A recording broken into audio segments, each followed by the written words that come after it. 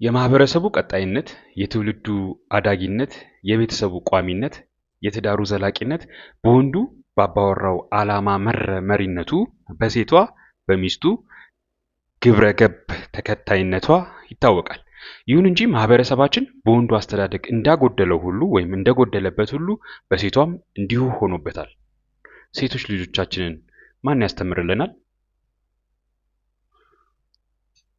ከዛ በፊት ግን ይህ ዮጊ የገላ ሳሙና ነው። ዮጊ የገላ ሳሙና ላለፉት 6 ዓመታት እኔ ሳዘጋጀው እኔና ቤተሰቤ፣ ልጆቼ፣ ጓደኞቼ ስንታጠብበት ቆይተናል። ያው ሰሞኑን ስነግራችሁ እንደነበረው ሁሉ ለምግብነት ከሚውሉ ዘይቶች የማዘጋጀው ነው። በተቻለ መጠን አነስተኛ ከኬሚካል ነፃ ለማድረግ ሞክሬያለሁ። ምንም አይነት ሽታ፣ ከለሪንግ ወይም ደግሞ ለቀለም የሚያገለግል ለአረፋ ማውጫ፣ ለማድረቂያ፣ ለማቆያ፣ ሌላም ለማጠንከሪያ ተብሎ የምከትበት ኬሚካል የለም። ከዚህ የተነሳ በእነዛ ሊመጡ የሚችሉ ጎንዮሽ ጉዳቶችን አስቀርተናል። ስለዚህም ከታጠብንበት በኋላ ቆዳችንን፣ ጸጉራችንን የሚያለሰልሰው የሚያፋፋው ሆኖ ተገኝቷል ማለት ነው። ለዛሬ ለየት አድርጌ ሌላ አምጥቼላችኋለሁ። ይሄኛው ከአክቲቬትድ ቻርኮል ወይም ከከሰል የምሰራው ነው። ራሴ ነኝ ከሰሉን አክቲቬት የማደርገው። ለጊዜው ለእናንተ ለማድረስ በዚህ ለማስቀመጥ ፈልጌ ነው፣ ከአቧራ ለመከላከል እንጂ አላሽጎም። ሳሙናው እንደዚህ እንዲሸጥ ነው የምፈልገው፣ እንደዚሁ እናንተ ጋር እንዲደርስ ነው የምፈልገው። ይሄ እንግዲህ አክቲቬትድ ቻርኮል የከተትኩበት ከከሰል የተሰራ ሳሙናዬ ነው። የበለጠ ክሊንሲንግ ነው፣ አጽጂ ነው። የማጽዳት ችሎታው ከፍተኛ ነው። የበለጠ ያጸዳል። በተለይ ደግሞ የቆዳችሁን ወዝ የሚያስቸግራችሁ፣ በብዛት ሰውነታችሁን ለሚያለባችሁና ወዝን ለምትቸገሩ፣ እንደዚሁም በቀላሉ ብቻ ቆሻሻን ለማጽዳት ያገለግለናል፣ ይጠቅመናል። እንዳልኳችሁ እንግዲህ አክቲቬትድ ቻርኮል ራሴውን የማዘጋጀው አክቲቬትድ ቻርኮሉንም ይህንንም እንግዲህ ልክ እንደ ከዚህ ቀደሙ ሁሉ ከታች ዲስክሪፕሽኑ ላይ አስቀምጥላችኋለሁ የት እንደምታገኙት። ያንን ማፕ አድራሻ ይዛችሁ ጉግል ማፕ ላይ ፔስት አድርጋችሁ ሰርች ስታደርጉት ትክክለኛ ቦታውን ይነግራችኋል። ቦታው ማስታወቂያ ምናምን ስለሌለው ነው። ሜክሲኮ ኮሜርስ አካባቢ፣ ኖክ ማደያው አካባቢ፣ እዛ አካባቢ ያለ አንድ ቦታ ላይ ታገኙታላችሁ ማለት ነው። ዋጋው 300 ብር ነው። እንደተለመደው በ175 ግራም እናዘጋጀዋለን። ሳሙናውን ገዝታችሁ ተጠቀሙበት። እግረ መንገዳችሁም ይህንን ቻናል ትደግፋላችሁ ማለት ነው። አሁን ወደ ቪዲዮ። ጀግናው እንዴት አለ? ለማህበረሰባችን ውድቀት መንገድ ከከፈቱት አንዱ ሴቷ ወይም በሴቷ ነጻነት ስም ለሴቷ ነጻነት ታገኝበት በሚል ስም የታወጀው ጾታዊ ሚና ማህበረሰብ ሰራሽ ነው የሚለው ትርክት ነው። ጾታዊ ሚና ማህበረሰብ ሰራሽ ነው። በተለይ ደግሞ አባወራዊ ስርዓት፣ ይሄ ፓትሪያርካል የሆነው ሲስተም ያመጣው ነው እንጂ ተፈጥሯዊ አይደለም ተብሎ መራገብ ከጀመረበት ጊዜ ጀምሮ ማህበረሰባችን ውድቀቱ ጀምሮታል። ከዛም ደግሞ እየተፋጠነ መጥቷል። ለማህበረሰባችን ውድቀት የቤተሰባችን ውድቀት ትልቁ ሚና ይጫወታል። ለቤተሰባችን ውድቀት ደግሞ የትዳራችን ውድቀት ትልቁ ሚና ይጫወታል። ለትዳራችን ውድቀት ደግሞ የወንዱና የሴቷ፣ የባልና የሚስቱ፣ የአባወራውና የሚስቱ ውድቀት ትልቁ ሚና ተጫውቷል ማለት ነው። ይሄ እንግዲህ ሆን ተብሎ ጠላት ቢጠነስሰውም ይህን እግዚአብሔር አምላክ የሰራውን አባታችን የሰራውን ስርዓት አፍርሶ በትኖ ትውልዱን ወደ ባርነት መንዳት የሚፈልገው ጠላት ቢጠነሰውም በአብዛኛውን ጊዜ የራሳችን ሰዎች የሆኑ የኛ ወገን የሆኑ የኛ የምንላቸው፣ የኛ ስላችሁ እንግዲህ ትውልዱ እንዲጠፋ የማይፈልጉት ወገኖች ማለት ነው። ኔሴሰርሊ ኢትዮጵያውያን ብቻ ማለት አይደለም። ከሌላም ሀገር ቢሆኑ እዛው ሀገር ያሉ የነዛው ቤተሰባቸውን ትዳራቸውን ከሚወዱት ወገኖች የሆኑ ከነሱ የሆኑ ከመካከላቸው የወጡ ነገር ግን አስመሳዮች፣ እውነትን የሚናገሩ፣ ስለ እውነት የቆሙ፣ እውነትን የሚመሰክሩ፣ እውነትን በአደባባይ የሚናገሩት የሚመስሉ አስመሳዮች ይልቁንስ በአፍጢማቸው የተደፉ ለገንዘብ ለጥቅም የሚያደሩ ምንም ሊቃውንትን ቢባሉ ከዚህ በፊት ነግሬያቸዋለሁ። ምንም አንድ ወንድ ልጅ በወንድነት ልክ በወንድነት ቁና ተሰፍሮ ወጥቶ ወንድነት ልኩ ላይ እስካልደረሰ ድረስ በድፍረት በጥንካሬው በስልጣኔው ካልጎመራ በዛ አባቱ በሰጠው ጸጋ ካላደገ በስተቀር በአፍጢሙ መደፋቱ የማይቀር ጉዳይ ነው፣ የጊዜ ጉዳይ ነው። እነዛ ሰዎች ምንም ማስትሬትና ዶክትሬት ቢይዙ ሊቅና ሊቃውንት ቢባሉ የሆነ ወቅት ላይ የወጣላቸው የወጡበትን ትውልድ የሚሸጡ የወጣላቸውና የተዋጣላቸው ወዳደሮች መሆናቸው አይቀርም። እነዚህ ሆዳደሮች ሊቃውንት ናቸው እንግዲህ ጠላት የጠነሰሰውን ሴራ ይህንን ለሴቷ ነጻነት ትሰጣለሁ ብሎ ያመጣውን ጥንስስ ወስደው ደህና አድርገው ማህበረሰቡን የሚያሰክር የሚበርዝ ጠላ አድርገው የጠመቁት ጠማቂዎቹ እነሱ ናቸው። ጠላውን ጠማቂ፣ ይህንን መርዝ የሆነውን ጠላ ጠማቂ፣ ትውልዱን አስካሪ የሆነ ጠላ ጠማቂ ጠላት አይደለም። ከራሳችን ወገን የሆኑ የራሳችን ሰዎች የምንላቸው ለኛ እውነትን ሊነግሩ ያላቸው የነበራቸው ነገር ግን ያንን እውነት መነገጃ አድርገውት በዛ ፋንታ ትውልዱን ለጠላት ባሪያ እንዲሆን ምርኮ እንዲሆን አድርገው የሚጋብዙት የሚያጠጡት እነሱ ናቸው። ይህንን ጠላ የሚጠምቁት ማለት ነው። የምን አይነቱን ጠላ? ጠላት የጠነሰሰውን ጠላ። ጠላት ምን አይነት ጠላን የጠነሰሰው? አስቀድሞ ጾታዊ ሚና ማህበረሰብ ሰራሽ ነው፣ ሶሻል ኮንስትራክት ነው። በተለይ ደግሞ ይሄ ወንዳዊው፣ አባታዊው፣ አባወራዊው ፓትሪያርካል የሆነው ሲስተም የፈጠረው ነው። ለምን ሲባል ሴቶችን በባርነት ለማሳደር፣ ሴቶችን በባርነት ለመንዳት፣ ለባርነቱ ቆሜያለሁ የሚለው አካል እንግዲህ ይህን በጣም ሲያራግቡ ነበር። በተለይ እንግዲህ ያው 1920ዎቹ 30ዎቹ በጣም የተጧጧፈበት ጊዜ ነው። እኛም ሀገር እንደዛው የነበረ ጊዜ ነው። እኛ ሀገር የነበረውን እንትና ታስታውሰናለች። ህይወት ተፈራ ከተሳሳትኩ ታረማለሁ። የጌታቸው እጮኛ የነበረች፣ ጌታቸው ማለት ደግሞ ኢህአፓ የነበረ። ምናልባት እንግዲህ እድሜያቸው አነስተኛ የሆናችሁ አታስታውሱትም፣ አታውቁትም። እኔም ራሴ አላውቀውም፣ ያው በታሪክ ስለሰማሁት ነው። እድሜያቸው አነስተኛ የሆናችሁ ማለት ይሄ ታሪክ እየጠፋ እየራቀ መጥቷል። አሁን መጥቶ የሚያስታውሰን ሰው ከሌለ ማለት ነው። ይህን ስላችሁ እንግዲህ ምናልባት የዛሬ 10 ዓመት አካባቢ ኢንተርቪው ተደርጋ ነበረ። 15 9 ዓመት እንደዛ አካባቢ ብቻ በጣም ቆይቷል። ኦር ከዛም ሊያነስ ሊሆን ይችላል።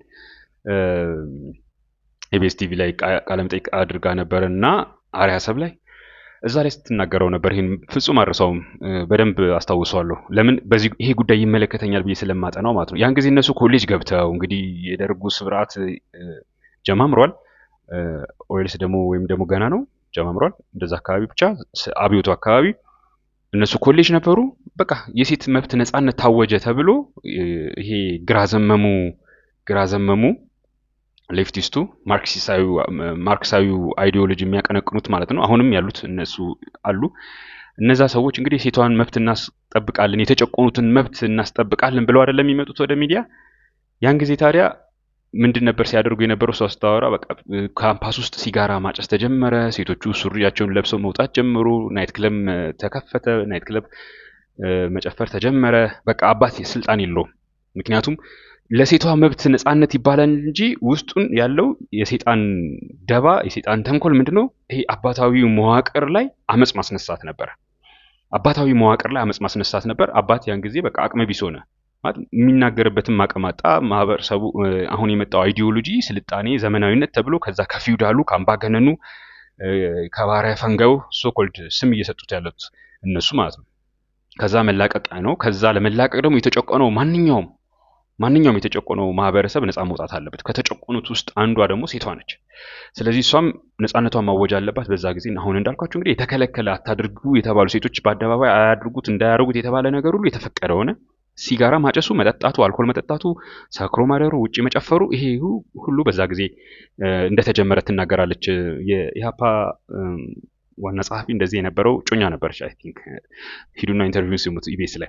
ኤኒዌይስ ይህን መስማታችን ምን ይጠቅመናል ብትሉ ነገሮች ከየት እንደመጡ የት መጣቸውን ማወቅ ይጠቅመናል። የት መጣቸውን አውቀን አላማቸውን መረዳት እንችላለን። ትሬንዱን መረዳት እንችላለን። ዘይቤውን መረዳት እንችላለን።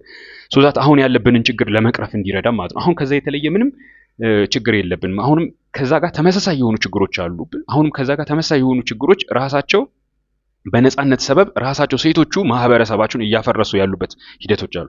ይሄን ደግሞ ስታዩት በዓለም ላይ ምናምን ይሄ መንፈሳዊ ያልሆኑ ከሌላ ዓለም የቃረሙትን ነው ምናምን ነው መንፈሳዊ የሆኑ ሰዎች ራሳቸው ቤተክርስቲያን ውስጥ ያሉት ሰዎች የቤተክርስቲያን ልጆች ነን ብለው የሚናገሩ ሰዎች ራሳቸው ሴቶች ራሳቸው በአሁኑ ሰዓት ሚዲያ ላይ የሚገኙ ሶሻል ሚዲያ ያላቸው በተለያየ መድረክ ብቻ ተሰሚነት ያላቸው ሴቶች ራሳቸው ብዙውን ጊዜ ትዳራቸው ላይ አመፀኛ ሆነው ምንም አርያነት የሚታይበት ነገር ሳናገኝባቸው የሚታለፍባቸው ናቸው። ይህንን ደግሞ ማን ይሸፍንላቸዋል ብትሉኝ አልጫ የሆነ ባሎቻቸው ይሸፍኑላቸዋል። አልጫ የሆኑ ባሎቻቸው ቀድመው ይወጡና ስለ ሴቶቹ ጥንካሬ፣ ስለ ሴቶቹ ጉብዝና፣ ስለ ሴቶቹ ጀግንነት እንዳውም ከነሱ የበለጠ ሴቷ ሚስትየዋ መመስገን እንዳለባት ሚስትየዋ ትልቅ ስራ እንደሰራች ያው በጣም ያሳፍራል። ይሄን ነገር እውነት ለመናገር ሳስበው ራሱ በጣም ያሳፍራል። ሰው እንዴት አንድ ወንድ ልጅ እንዴት በሱ ሚና ገብታ አንዲት ሴት ስራ ስትሰራ እንዴት አድርጎ ነው የሚያቆለጳጵሳት? ሊያፍር እኮ ይገባል። እኔ ማፈር አለብኝ። እውነቴን ነው የምላችሁ። አላቆለጳጵሳትም። ያን ስራ አልሰራችሁም የሆነ ንቅያት እኮ አይደለም። እኔ ማፈሪያ ነኝ። ከማንም በላይ ለእሷ ማፈሪያ ነኝ፣ የኔን ሚና ባለመወጣቴ። ዛሬ እንደዚህ አይነት ወንድ ነው የገጠመን።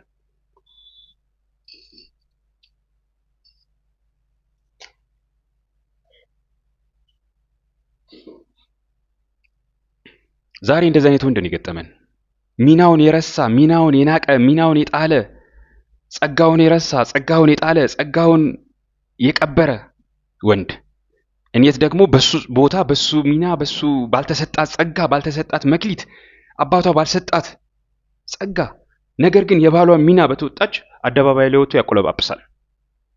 ስንት ማፈሪያ የሆነ ወንድ እኮ አለ መሰላችሁ ወንድሞቼ፣ ስንት ማፈሪያ የሆነ ወንድ አለ። እንደዚህ አይነት ወንድ ስትሰሙ አታድንቁት፣ ናቁት። ቢቻላችሁ ከእንደዚህ አይነት ወንድ ጋር አብሮ ማሳለፍ ጥሩ አይደለም፣ እናንተንም ያበላሻቸዋል። ምክንያቱም የራሱን ግዴታ ያልተወጣ ሰው ነው ይሄ ሰው። አባቱ የሰጠውን ሚና ያልተወጣ ግዴታ ያልተወጣ ነው። ጸጋውን የቀበረ ነው። ባልተሰጣት ጸጋ ሚስቱ በሰራችው አፈር ድቤ ግጣ ቤቷን ባቆመችው አደባባይ ወጥቶ የሚያቆለዋጵስ ነው ሲሆን ተጸጽቶ አጥፍቻለሁ ተሳስቻለሁ ወይም ደግሞ ምንድነው ማስተካከል ያለብኝ ብሎ ከወንዶቹ ጋር ውሎ ሚናውን ለይቶ ጸጋውን አውቆት በዛ በጸጋ እሷን መካስ ሲገባው እሷን ከዛ ቦታ ከዛ ከማትወጣው ከማትችለው ቦታ ማራቅ ሲገባው፣ ነገር ግን አብዛኛው ወንድ ያው ካገኘ በልቶ ካጣ ተደፍቶ አዳሪ ነው። እንደዛ አይነት ወንድ ነው አሁን እየገጠመን ያለው። በጣም አዝናለሁ። አሁን እኔ ሴቶች ልጆች አሉኝ፣ ምን አይነት ወንድ ነው የሚያገባቸው? አዝናለሁ። ምክንያቱም ያቁኛል፣ እኔን ከኔ ጋር ነው የሚኖሩት። ለነሱ ስንፍናን በቀላሉ የሚለዩ ናቸው። በቀላሉ በቃ 10 እና 6 ናቸው። አሁን ሴቶቹ ወንዱ 12 ነው። 10 እና 6 ናቸው። ምክንያቱም አባታቸውን የሚያዩት ሬስትለስ ሆኖ ነው ከነሱ ጋር አንዴ ሲጫወት ነው፣ አንዴ ሲያነብ ነው፣ አንዴ ስፖርት ሲሰራ ነው፣ አንዴ ደግሞ ዛሬ አልችልም ጊዜ የለኝም ብሎ ወይ ሲቀጣቸው ነው፣ ሲጥላቸው ነው፣ እዛው ካሉበት ቦታ ሲተዋቸው ነው። አሁን ያ ችግር ገጥሞናል። ልጆቻችንን ሴቶቻችንን የሚያስተምርልን ግራ ገብቶናል። ማን ነው የሚያስተምርልን? ላይክ ትንሽ ጠንከር ብለን ወንዶች እንሁን ያለው ያው ከሴቷ ጋር ሙግት እንገጥማለን። ከሴቷ ጋር ሙግት ስንገጥም ሽማግሌ ነኝ ባይ ልክስክስ ወንድና ምስኪን ወንዶች ይመጣሉ። ስለ ሁለቱ ከዚህ በፊት አውርቻቸዋለሁ አይደል? ካልተሳሳትኩኝ ልክስክስ ወንድና ምስኪን ወንድ ቪዲዮን አስቀምጥላችኋለሁ እዚህ ጋር ከዚህ በፊት የቀረጽኩት ማለት ነው። ምስኪን ወንድ ሁሉ ጊዜ አቴንሽን ፈላጊ ነው፣ ውዳሴ ፈላጊ ነው፣ ምስጋና ፈላጊ ነው። ከሚስቱ ባያገኝ ከሌላ ሰው ሚስት ማግኘት ይፈልጋል፣ ከሌላ ሰው ሴት ማግኘት ይፈልጋል። በራሱ ሙሉ አይደለም፣ በራሱ ተማምኖ የሚሰራው ነገር የለውም። ስለዚህ የራሱን ትዳር እንኳን በቆጦ አይመራም። የሰው ትዳር ካላማከርኩ ይላል። ኦብቪየስ ነው። አስከፍሎም ይሁን ባያስከፍልም የሰው ትዳር ካላማከርኩ ይላል። አጋጥማቸው ያቁም። አንዳንድ ሴቶች እኔ እኮ ከባሌ ይልቅ እሱ ነው ወዳጄ፣ በጣም የቅርብ ወዳጄ፣ የቅርብ ሚስጥረኛዬ፣ ብዙ ነገሬን የማካፍለው ሲሉ ይሄ ትዳር ማፍረስ ነው። ኢሞሽናል ቺቲንግ ነው ይሄ። እዛው አርፋ ከባሏ ጋር መነጋገር፣ አልሰማትም ካለ ያልሰማበትን ምክንያት ሌላ መፈለግ፣ ከሱ ጋር የምትነጋገርበትን መንገድ መፈለግ እንጂ ሚስጥረኛዋ ሊሆን አይችልም ጓደኛዋ። እኔ ባሏ እያለሁኝ የትኛውም ወንድ ሚስጥረኛዋ ሊሆን አይችልም። የትኛውም ወንድ ቤስት ፍሬንዷ ሊሆን አይችልም። እኔም ሲጀመር ቤስት ፍሬንዷ አይደለሁም ባሏ ነኝ እንጂ። ሲቀጥል ግን ማንኛውም ወንድ ቤስት ፍሬንዷ የፈለገው 20 ዓመት 30 ዓመት አብረው ያደጉ ለምን አይሆንም? በጣም ችግር እየገጠመን ያለው አሁን ምንድነው ታዲያ በመከራ የምንሰራቸው በመከራ ተጋግዘን የምናቆማቸው ወንዶች ጋር ስንመጣ በዙሪያችን ያው ሁሉንም አጥረተን አንችልም። እነዚህ ምስኪን አቴንሽን ፈላጊዎች አቴንሽን ሲከሮች አሉ። ከምግብ ይልቅ ትኩረትን የሚፈልጉ ውዳሴ የሚፈልጉ አጉል እሱን የመሰለ መንፈሳዊ ታደለ እሱን መባል የሚፈልጉ ወንዶች አሉ። የሰው ትዳር ውስጥ ሄዱና እንደርጎ ዝም ጥልቅ ብለው ነገር ያበላሻሉ። እንደዚሁም ደግሞ ልክስክስ ወንዶች አሉ። የራሳቸው ትዳር የራሳቸው ልጆች ኖረው ከሰው ሚስት መማገጥ የሚፈልጉ በቃ የማይሰበሰቡ አመላቸው የማይለቃቸው አይደል? ድመት መንኩሳ አመሏን አትረሳ እንደሚባል የማይለቃቸው ወንዶች አሉ። ያው በዚህ በሁለቱ ጉዳይ እንዴት መራቅ እንዳለባችሁ ከዚህ በፊት ካላወራችሁ ወደፊትም ደግሞ እናወራለን። በተጨማሪው ብዙ የሚዳሰስ ነገር አሉ። ብዙ ሰፊ እውቀት አለ እዛ ውስጥ ማለት ነው። እውቀት ስላችሁ ለጥንቃቄ የሚጠቅመን ማለት ነው።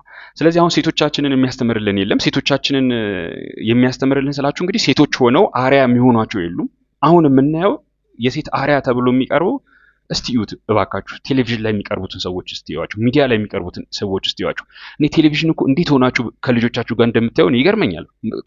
ከልጆች ጋር ቤተሰብ ውስጥ መቅረብ የሌለበት እቃ ቢኖር፣ ከቤት ውስጥ መውጣት ያለበት እቃ ቢኖር እኮ ቴሌቪዥን ነው። ትውልድን እኮ እያበላሸብን ያለው አንዱ ቴሌቪዥን ነው። ሶሻል ሚዲያ አይደለም እያልኩኝ አይደለም፣ ግን ቴሌቪዥን ትልቅ ሚና አለው።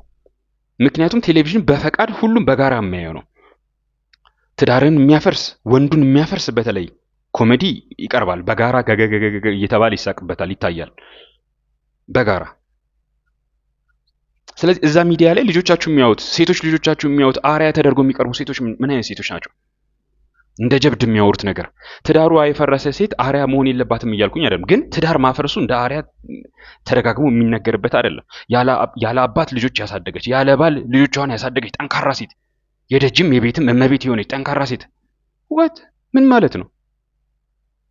በጣም ቸግሮናል። እውነቴን ነው የምላችሁ። ቴሌቪዥን አላቸው ወይ ሶሻል ሚዲያ ላይ አላቸው ጥሩ አክቲቭ ናቸው ብለን ኢንዶርስ ለሰዎች እንዳው ተከተሏቸው ለማለት በጣም እየጨነቀን ነው። ምክንያቱም እነዚህ ሴቶች ያው ዝርዝሩን በውስጥ አትሰሙትም እንጂ ከንግግራቸው ከሁኔታቸው እንደምታዩት ምንም ስለ ትዳራቸው የሚያወሩት በትዳራቸው ውስጥ በትህትና ስለመኖራቸው ለባላቸው ተገዝተው ባላቸውን አገልግሎት ስለመኖራቸው የሚመሰክሩት ነገር የላቸው። ለምን አይኖሩትማ? እንደዚህ አይነት ኑሮ አይኖሩም። ጃስ ብለው ነው የሚኖሩት ባላቸውን። ባልየውም ካገኘ ይበላል፣ ካጣ ተደፍቶ ያድራል። በቃ እንደ ጠበል ጠዲቅ የሆነ ቀን ይሰጠዋል፣ ካጣም ተደፍቶ ያድራል ወይም ደግሞ ይልከሰከሳል። ስለ እናትነት የመወራቱን ያክል ስለ ሚስትነት የሚያወሩ ሴቶች ገጥሟቸው ያውቃል?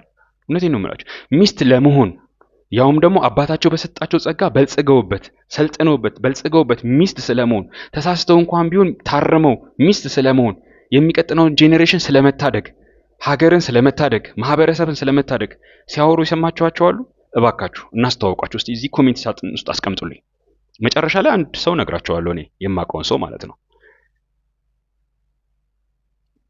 አሁን ታዲያ የቸገረን ነገር ጠላት ይህንን ሴራ የሴቶችን ነፃነት፣ እኩልነት፣ መብት የሚል ሴራ ጠንስሶ ላከ፣ ለሁሉም አከፋፈለ፣ በተለይ ለሊቃውንቱ።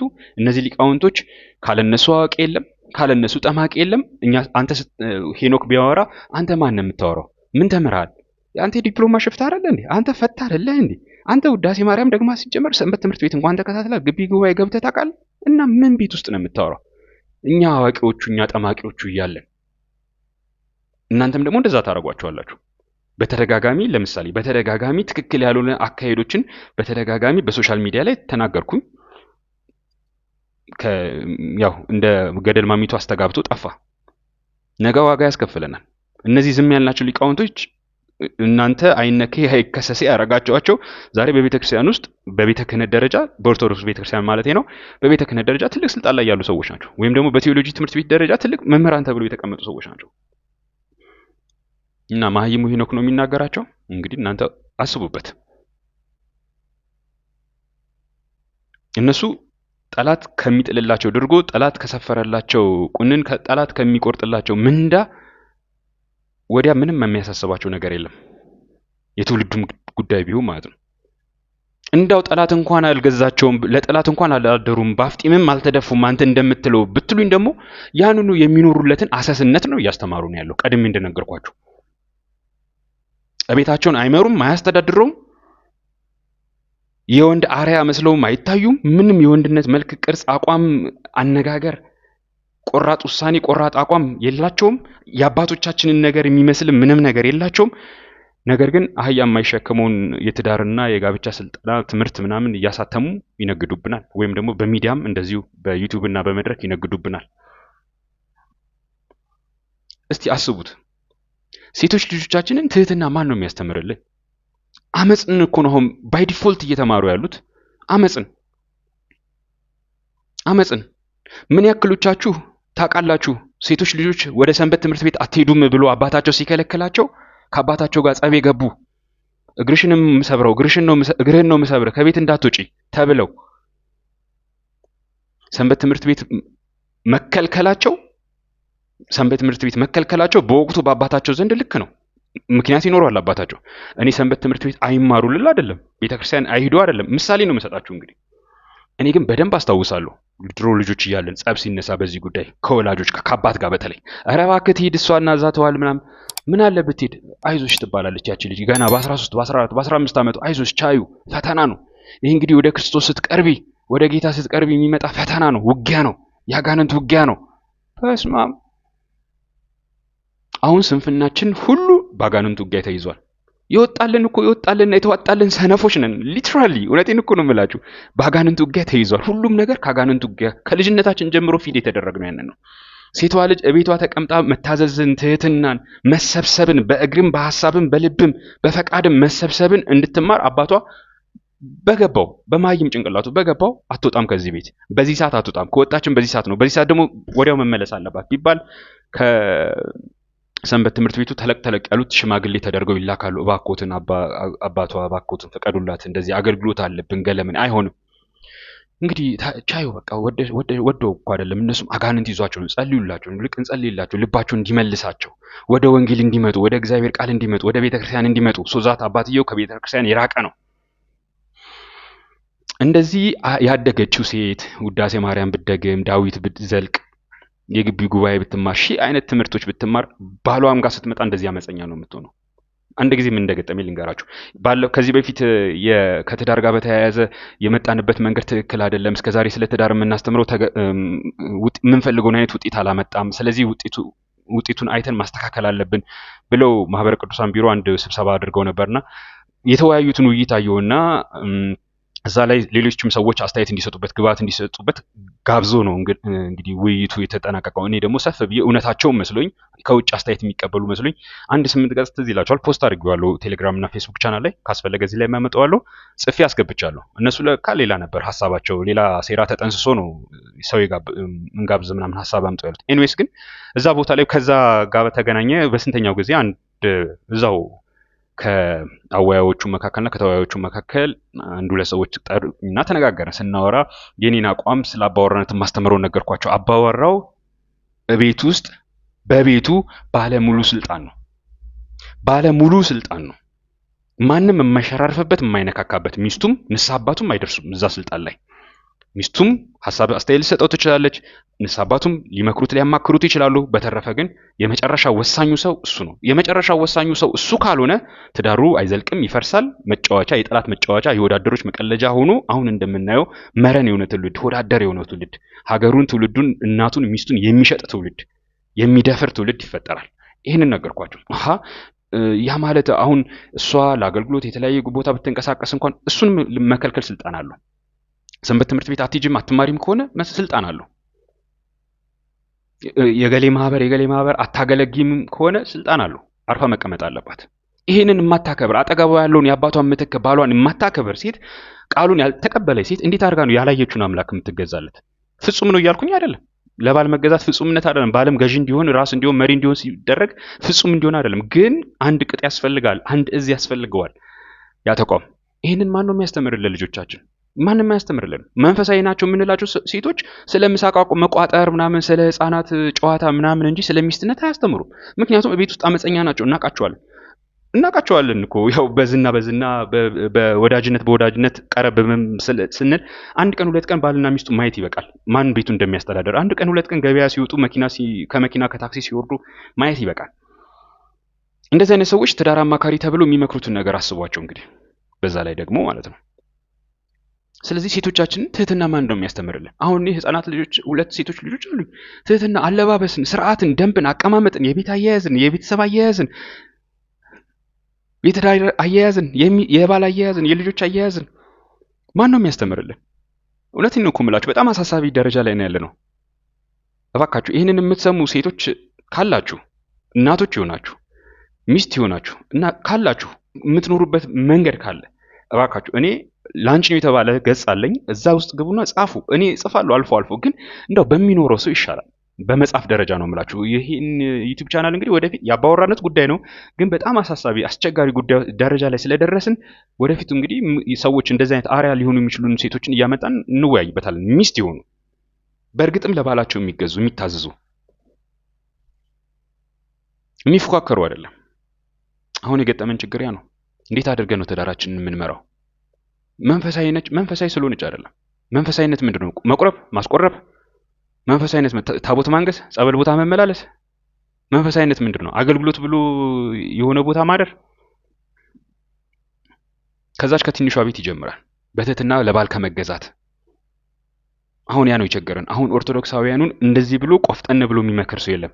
ለአፍ ማውራት አይደለም፣ በተግባር መጀመሪያ መኖር ያስፈልጋል። እንደዛማ ከተባለ ተብሎ ይሄማ ቢዝነስ የሚያሰራ ከሆነ ይሄማ ዩቲዩብ ላይ የሚያሸቅል ከሆነ ተብሎ ነገ ዩቲዩብ ላይ ሰፍሮ ይሄንን ማውራት አይደለም፣ መኖር ነው ያስፈልገናል። የሚኖር ሰው ሲያወራው ያስታውቀዋል፣ የማይኖር ሰው ሲያወራው ደግሞ ያስታውቃል። በነገራችን ላይ ናይቪቲዎች፣ ምስኪኖቹ ምንም የማያውቁት እንደዚህ አይነት ኤክስፒሪየንስ የሌላቸው በእርግጥ ሊሸወዱ ይችላሉ። በጣም ሸቃላ ሰዎች አሉ ዩቲዩብ ላይ የሚሸቅሉ፣ በትውልዳችን ላይ በሴቶቻችን ላይ የሚሸቅሉ። ይሄ በጣም እያሳሰበን መጥቷል። አሁን ላይ በተለይ እኔን ምን ማድረግ እንዳለብን አላውቅም። ያው እናስባለን። አንዳንድ አላማዎችን አንዳንድ እቅዶችን እናቅዳለን፣ አንዳንድ ግቦችን እናስቀምጥና እንንቀሳቀሳለን። ግን በጣም ፈታኝ ነው። ምክንያቱም the other way around ጠላት እየሰራብን ያለው ነገር በጣም ከፍተኛ። ለምሳሌ አንድ ነገር ልንገራችሁ። በቤተክርስቲያን ደረጃ ቤተክርስቲያን ግቢ ውስጥ የሚሰሩ ፊልሞች የቤተክርስቲያኗን ስም የሚያጎድፉ ይሆናሉ። ቤተክርስቲያኗ ውስጥ አንዳንድ አላስፈላጊ ነገሮች ግቢ ውስጥ እየተቀረጹ ለፊልም ማጀቢያ ተደርጎ ማለት ነው። ግን ሮሚና ስትራቲ ለምሳሌ ትዳር የሚል ፊልም ሰርታለች። ይሄ ትዳር የሚል ፊልም በዓለም አቀፍ ደረጃ እየዞረ ታሳየዋለች። በኦሮምኛ፣ በትግረኛ፣ በእንግሊዘኛ ሰብታይትል አለው። ፊልሙ የተሰራው በአማርኛ ነው። ሰብታይትል ግን በኦሮምኛ፣ በትግረኛ፣ በእንግሊዘኛ አለው። እኛ ሀገር ውስጥም ትልልቅ ባለስልጣናቶች በተገኙበት፣ ሴቶች በተገኙበት፣ አመራሮች በተገኙበት ይሄ ፊልም ይታያል። ያው በጣም በከፍተኛ ቴክኖሎጂ የተሰራው በፊልም ባለሙያ የተሰራው ምን እያስተማረ ነው? ይሄ ትዳር የተባለ ፊልም አንድ ሰካራም የሆነ ሰውዬ ቤተክርስቲያን አውደ ምሕረት ላይ ስብከት የሰርክ ጉባኤ እየተካሄደ እየመጣ ስብከት ይሰማና የሚሄድ ሰውዬ፣ ነገር ግን ሚስቱን የሚደበድብ ሰውዬ አስቡት። ይሄ ሰውዬ ኦርቶዶክስ ነው፣ ሰካራም ነው፣ ትዳር አለው እና ሚስቱን ይደበድባል። ከአንዴም ሁለት ሶስቴ አግብቶ ይፈታል ምናምን። ምንድን ነው ምሳሌ የተፈለገው እዚህ ውስጥ? ለልጆቻችን ምንድን ነው ማስተማር የተፈለገው? እውነት ልጆቻችንን ከጥቃት የሚከላከልላቸው ነው? ሴቶቻችን እውነት ከጥቃት የሚከላከልላቸው እንደዚህ አይነት ፊልም ነው? ስለዚህ ይሄ ነገር በጣም አሳሳቢ ደረጃ ላይ ነው። ሴቶቻችንን የሚያስተምርልን ቸግሮናል። ሴቶቻችንን ምን መማር እንዳለባቸው ራሱ የሚያውቁም አይመስለኝም። ለዚህ ትልቁ ተጠያቂ በእርግጥ ወንዱ ነው። ወንዱ ሲጀመር ቦታው ላይ የለም።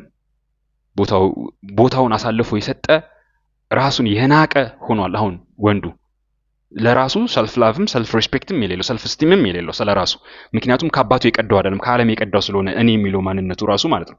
ስለዚህ ለሴቷ ሰጥቷታል ሁሉንም ነገር። ሴቷ ደግሞ ለዚህ ጉዳይ ተጠራች አይደለችም። እሱን እንድታገለገል ለሱ እንድትገዛ እንጂ ኃላፊነት ተሰጥቷት እሱ ተቀምጦ ፊልሙን፣ ኳሱን፣ ቢራውን እያለ እሷ ቤት እንድትመራ አይደለም። ስለዚህ ሴቶቻችንን የሚያስተምርልን በጣም ቸግሮናል። ስለዚህ ትህትና የሚያስተምርልን ሰው እንፈልጋለን። ተገዥነትን የሚያስተምርልን ሰው እንፈልጋለን። ታዛዥነትን የሚያስተምርልን ሰው እንፈልጋለን። ሴትነቷን አውቃ የምትሰለጥንበትን ለባሏ፣ ለትዳሯ፣ ለልጆቿ የምትተርፍበትን ነገር የሚያሳይና የሚያስተምርልን ሰው እንፈልጋለን። ግን የለንም። እውነቴን ነው የምላችሁ፣ እንደዚህ ብዬ የምነግራችሁ ሰው የለም። አንድ ሰው ጠቆማቸዋለሁ። በእርግጥ አሁን ግን ሚዲያ ላይ ቴሌቪዥን ላይ አያለው፣ ሶሻል ሚዲያ ላይም አያለው እና ዜን አንዳንድ ሰዎችም ይልኩልኛል ስለ ገሌ ታውቃለህ፣ የገሌን ታውቃታለህ ብሎኝ። አብዛኞቹ ያው ከወዳደርነት የተነሳ ወይም ደግሞ ቤታቸው ራሳቸው አምባገነን ሆነው ከሚያስተዳድሩበት ቤታቸውን ከሚያስተዳድሩበት የተነሳ ከሱ ጋር ያልተጣረሰ ከሱ ጋር የተስማማ ነገር ነው የሚነግሩ። ስለዚህ በመጨረሻ ደረጃ ላይ በመጨረሻ የምጠቁማችሁ እንግዲህ እቺን ሴት ነው። እቺን ሴት ይዋት ትዕግስት ትባላለች። እንግዲህ አሁን ስንት 3ኛ ዓመታችን ወይም ከዛ በላይ ይመስለኛል 4ኛ ዓመታችን በወዳጅነት እንተዋወቃለን። ጥሩ ነገር ትሰራለች፣ ትሞክራለች። በተለይ ደግሞ አብዛኛው የምታቀርባቸው ነገሮች፣ የምታቀርባቸው ሀሳቦች፣ የምትሞግትበት መንገዶች ከራሷ ውድቀት ተነስታ ነው። እውነት ለመናገር ከራሱ ውድቀት ተነስቶ የሚያስተምር ሰው እውነት በጣም ትሁት ነው። ምክንያቱም ውድቀት ሰው ፊት ሲያቀርቡት ያሳፍራል፣ ያሸማቅቃል። ፈትነኝ፣ እንደዚህ ነኝ፣ ትዳሬ ፈርሷል፣ ወይም ደግሞ በዚህ በኩል ወጥቻለሁ፣ በዚህ ከስር ያለው፣ በዚህ በኩል እንደዚህ ሆኛለሁ እያሉ ማስተማር። ለምሳሌ እኔ ትዳሬ መፍረሱ ለማስተማር እንቅፋት አልሆነብኝም። እንቅፋት ነው የሚሉ ሰዎች አሉ። አይ ዶንት ኬር፣ የራሳቸው ጉዳይ። እቺ ልጅ ትዕግስት ትባላለች። ትዕግስት ፐርስፔክቲቭ ይባላል። የቻናሏን ሊንክ አስቀምጥላችኋለሁ ዲስክሪፕሽን ውስጥ፣ ተከታተሏት። በጣም ጥሩ ነገሮች ታነሳለች፣ ጥሩ ነጥቦች ታነሳለች፣ ጥሩ ሀሳቦች ታነሳለች። የምታቀርባቸው አብዛኞቹ ለሴቶች ናቸው። በእርግጥ አልፎ አልፎም ለወንዶች ታቀርባለች። በተረፈ ግን አብዛኞቹ ለሴቶች ናቸው። ኦዲየንሷም ሴቶች ናቸው። አይ ቲንክ ብዙዎቹ እየተማሩባት ይመስለኛል። ከዛ ጋር ተያይዞ የተለያዩ የኮቺንግ ወይም ደግሞ የካውንስሊንግ ስራዎችም ትሰራለች መሰለኝ በመጠኑ። እዛው ታገኛላችሁ እሷ ቻናል ላይ ስትገቡ ወይም ደግሞ ቻናሉ ላይ ስትደርሱ ከእሷ ጋር መነጋገር ትችላላችሁ። ግን እኔ ካየኋቸው እስካሁን ሶሻል ሚዲያ ላይ ካየኋቸው ከወንዶቹም ጭምር አልዋሻችሁም፣ ከወንዶቹም ጭምር ትልልቅ ፎሎወር ካላቸው እናንተ አንቱ ከምትሏቸው ከወንዶቹም ጭምር ጄንዊን ሆና እውነትን እየተናገረች ያለች ፍጹም ነች አላልኩም። ሌላ ነገር ውስጥ አትግቡ። ስህተት አትሰራም አላልኩም፣ አትሳሳትም አላልኩም። ሌላ ነገር ውስጥ አትግቡ።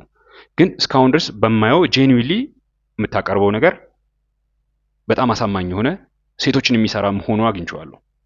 ያው ናው እንደዚህ እንገናኛለን፣ እንዴት እንደሆነ ስራው እንዴት እንደሆነ እንዴት እንዳደረጋት የስራው ጉዳይ በአጠቃላይ የማህበረሰባችን፣ የሀገራችን፣ የእህቶቻችን፣ የወንድሞቻችን ጉዳይ የምር አስጨንቁን ተገናኝተን እንጨዋወታለን በዚህ ጉዳይ ላይ። ወደፊት እንግዲህ ያው የተሻለ አፓራትስ የተሻለ እቃዎች ሲኖሩኝ ለሁለት ለመወያየት ሲመቸን ከእሷ ጋር ተገናኝተን ደግሞ እዚሁ ጋብዣት አንዳንድ ነገሮችን እናነሳለን የበለጠ የምንማርበትን። ግን እስካሁን ድረስ ካየሁት ሴቶቻችንን ማን ያስተምርልናል? እንደናንተ አሁን የደረሱትን ሴቶች ላይክ ቲኔጀር ከሆኑ ሀያዎች ውስጥ ካሉ እነዛ ሴቶች አሁን ላይ ሚዲያው አጉል መንፈሳዊ ነን አጉል ዘመናዊ ነን የሚሉ ሴቶች ደግሞ አመፀኝነት እያስተማሩብን ባሉበት ሰዓት ላይ ትዳር ማፍረስ እንደ ጀብድ እየተወራ ባለበት ሰዓት ላይ በዚህ ሰዓት ላይ ማን ያስተምርናል ብዬ ሳስብ አእምሮዬ ውስጥ የምትመጣው እሷ ነች። እና በዚህ አጋጣሚ ትዝ ስላለችኝ ልጠቁማችሁ ብዬ ነው። ቻናሏን አድራሻ ዲስክሪፕሽን ውስጥ አስቀምጥላችኋለሁ። እዛ ገብታችሁ እንግዲህ ከእሷ ጋር መነጋገር ትችላላችሁ። ይሄ ነው እንግዲህ ሴቶቻችን ማን እንደሚያስተምርልን ሳስብ በጣም ያሳስበኛል። የኔም የሴት ልጆች አባት ስለሆንኩኝ ነገ ከነገ ወዲያም እንደዚሁ እነሱም ደርሰው ወደ ትዳር መምጣታቸው አይቀርም እና ያው የቻልኩትን እሞክራለሁ። ምንም እንኳን አብሬያቸው ባልኖርም የቻልኩትን እሞክራለሁ። ግን በጣም አዳጋች ነው። እንኳን ተለያይተን አይደለንም አብረን እንኳን ብንሆንም ባልና ሚስት አብረው እንኳን ቢሆኑ እናትና አባት አብረው እንኳን ቢኖሩ ማለት ነው አንድ አይነት ዓላማ ከሌላቸው ባልየው በተለይ አባቱ በሰጠው ተፈጥሮአዊ ጸጋ ሰልጥኖ መምራት ካልቻለ ዓላማው ካልገባው የባልነቱ የመሪነቱ የራስነቱ ሚና ካልገባው ሚስቱን የሚያስቀድም ከሆነም ያው ነው። ይሄንን ልጆችን በጋራ እናሳድጋለን ብሎ ወንዱ የመሪነቱን ሚና ትቶ ሚስት ካልመራው ካለች ወይም ደግሞ እሱ ሲመራ አመፀኛ ሆና ዘራፍ የምትል ከሆነም አብሮ ስለኖሩ ምንም ያን ያክል ልጆች ሲያድጉ እያዩ ያደጉት ያንን ነው የሚሆነው። እያዩ የሚያድጉት ያንን ነው የሚሆነው። እናታቸው አመፀኛ እንደሆነች ባሏ ላይ ያመፀች እንደኖረች እያወቁ አባት ትዳሩ እንዳይፈርስ ሰጠለጥ ብሎ አንገቱን ደፍቶ ጭራውን ቆልፎ እንደኖረ እያወቁ ያደጉ ሴቶች ከሚያገቡት ባል የሚጠብቁት ያንን ነው። አንገቱን ደፍቶ የሚኖር ባል ነው የሚጠብቁት። ደረቱን ከነፋ ይኮረኮማል፣ ካልሆነ ጥላው ትሄዳለች። ምክንያቱም ከልጅነቷ ጀምሮ ያንን ነገር አላየችም፣ ትህትናውን አላየችም፣ አመፀኝነትን ያየችው። ይህንን ነው እንግዲህ የምለው። ወንድም አለም በርታልኝ፣ እመለሳለሁ በሌላ ቪዲዮ።